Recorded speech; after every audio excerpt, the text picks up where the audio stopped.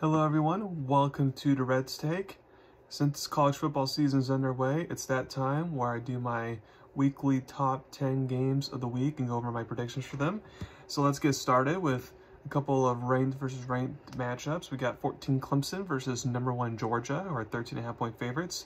This game being in Atlanta. A lot of teams like to schedule, automatic wins in week 1. So when there's a competitive matchup like this in week 1, we appreciate that as college football fans.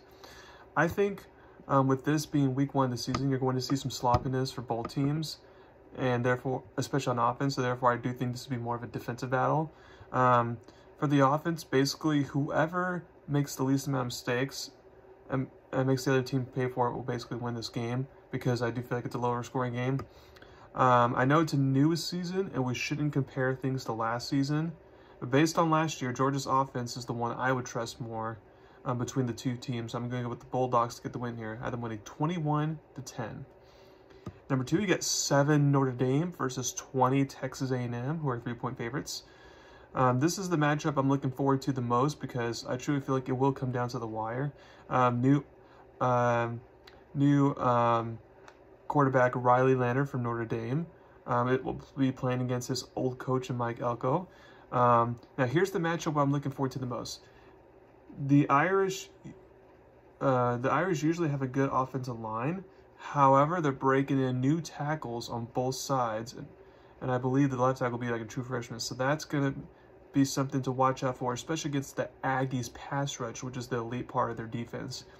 I feel like they could potentially exploit that matchup as long as Riley Leonard just get out of the pocket a lot and run.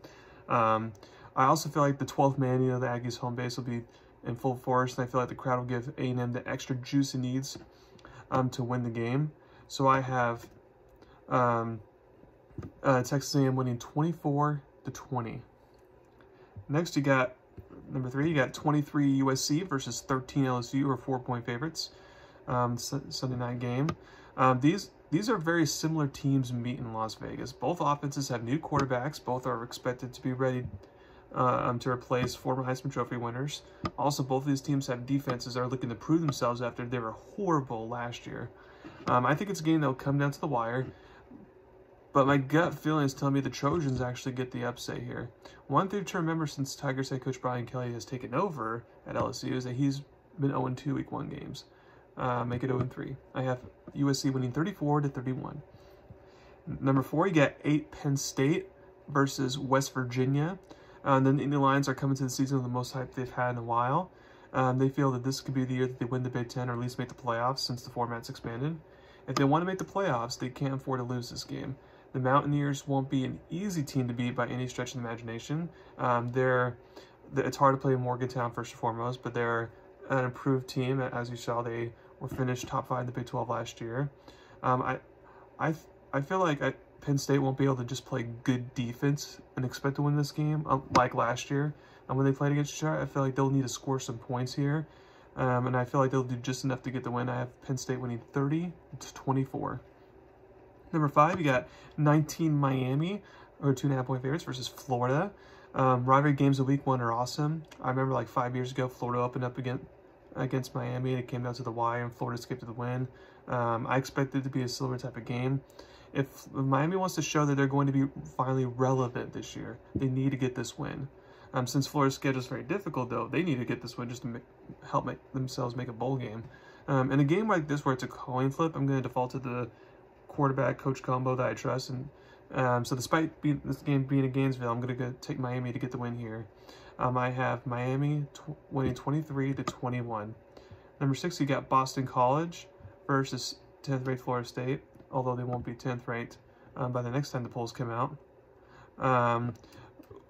To everyone's surprise, this was a close game last season, but Boston College just had too many penalties, and that costed them the win. Can they pull off a stunner this time? I thought it was possible even before Florida State got upset by Georgia Tech this past weekend. The Seminoles better be careful to avoid no two-star here. Georgia Tech ran the ball at will last week, and Boston College wants to do the same thing since they can't pass as well. And I don't trust their passing game at all. So if Florida State's defense could just stop the run and make Boston College one-dimensional, then Florida State at home will survive. And it'll also just help if Florida State's offense did a little bit more in this game. But I have Florida State winning by double digits, 27-17. Number 7, you got North Carolina, who are 2-point favorites, versus Minnesota, Thursday game on Fox. To be honest, this matchup would not normally make a top 10 list, but it's a matchup of Power 4 teams, and again, in week 1, it's not as common as you think.